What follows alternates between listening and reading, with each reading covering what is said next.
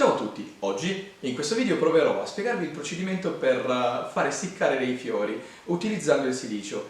Questo è un procedimento davvero molto semplice e veloce e vi permetterà oltretutto di non far alterare il colore dei fiori una volta che questi saranno essiccati. Seguite il video perché secondo me sarete davvero felici di imparare questa tecnica. Adesso scegliete delle rose, fatelo in modo che queste non siano né troppo aperte né troppo chiuse, ma che siano in una fase di apertura di bocciolo e che siano dure al tatto. Altro consiglio, come in questo caso, scegliete delle rose che abbiano il bordo del petalo più scuro rispetto alla parte centrale. Questo farà sì che, una volta che queste saranno essiccate, si creerà un contrasto cromatico davvero carino e piacevole all'occhio. Scelte le rose, queste andranno messe nel silicio e sarà proprio qui che dovrete decidere se lasciarle a gambo lungo o a gambo corto. In questo caso io ho deciso di realizzare delle rose a gambo corto, quindi le taglierò più o meno a un'altezza di 4-5 cm dalla base della rosa. Farò in questa maniera, così.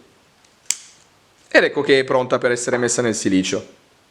Se invece aveste voluto realizzare una rosa a gambo lungo, sarebbe semplicemente bastato prendere una rosa, togliere le foglie, perché non serviranno per il procedimento, e lasciarla a gambo lungo, così. Adesso prendiamo il contenitore e versiamo all'interno di questo del silicio.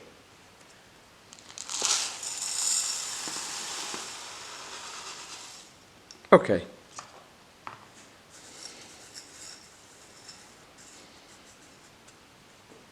Versato il silicio all'interno del contenitore, si potrà passare al posizionamento delle rose. Se avessimo scelto di realizzare una rosa a gambo lungo, avremmo dovuto semplicemente adagiarla, come in questo caso, sul letto di silicio, chiudere il coperchio ed aspettare che questa non perdesse ogni traccia di acqua. Per questo video io ho scelto di realizzare delle rose a gambo corto, quindi come dicevo prima ho preso la rosa e ho tagliato il gambo a 3-4 cm dalla base del bocciolo. Una volta posizionato il silicio, appunto, sarà sufficiente prendere il bocciolo tagliato e posizionarlo in questa maniera, così. E poi farlo per tutti gli altri boccioli che desideriamo sottoporre al trattamento. Una volta posizionate tutte le rose all'interno del contenitore sarà sufficiente chiudere questo con il coperchio e lasciare lì sino a che le rose non avranno perso ogni traccia di acqua. Mettiamo il coperchio e facciamo passare 6 giorni. Trascorsi i 6 giorni potremo andare a togliere il coperchio ed il risultato che avremo ottenuto saranno delle rose perfettamente essiccate. Otterremo in questo modo delle rose pronte per essere utilizzate in composizioni floreali. Abbiamo così ottenuto delle rose pronte per essere utilizzate per realizzare delle composizioni floreali. Se mettiamo delle rose fresche vicino a quelle secche, possiamo notare che quelle fresche sono più grandi e di un colore più chiaro rispetto a quelle secche.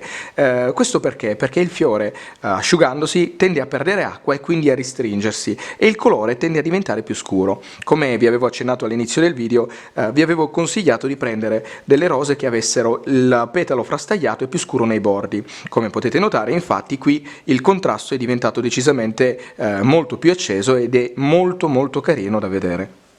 Il vantaggio che si ottiene a far sottoporre i fiori a questo trattamento sarà quello di prolungare la vita di questi ultimi anche per parecchi anni rispetto a quelli freschi. Adesso proviamo a realizzare una bomboniera insieme, una che potrebbe andare bene come regalo per esempio per un compleanno o per una ricorrenza particolare. Prendiamo un bicchiere, tipo questo. Versiamoci dentro del sale grosso, ricorderà più o meno il silicio che abbiamo utilizzato per essiccare le rose. Adesso posizioniamo le rose sul letto di sale che abbiamo preparato semplicemente inserendole all'interno. E per finire andiamo ad inserire dei fiorellini bianchi, anche questi sottoposti al procedimento di essiccamento. Direi che il risultato finale è davvero un ottimo risultato. Questo può essere utilizzato come regalo, come bomboniera, come dicevo prima, o come soprammobile.